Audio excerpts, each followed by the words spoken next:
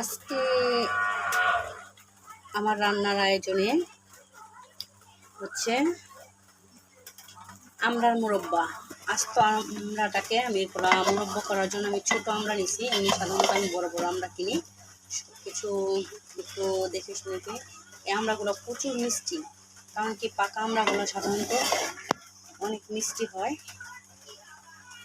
তাই আমি ছোট সাইজের আমড়াগুলো নিয়ে নিয়েছি মুরব্বা করবো বলে। আস্ত আস্ত থাকবে এগুলো।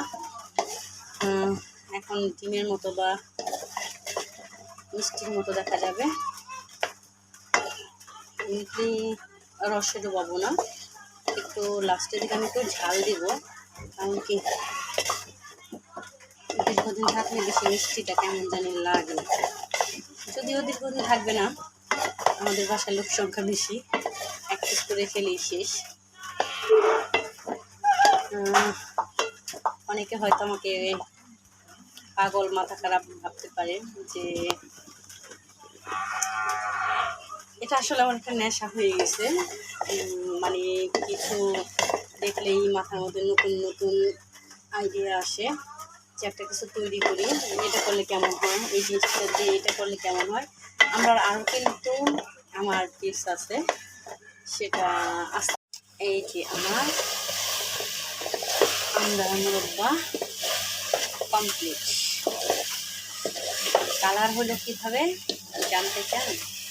এখানে আমি একটু মশলা ইউজ করেছি ঝাল করার জন্য।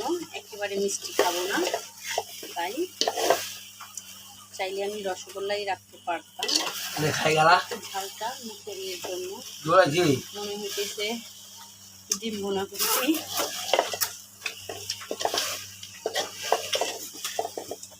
গরম ফাগুন কয় না, চুপ চুপ চুপ।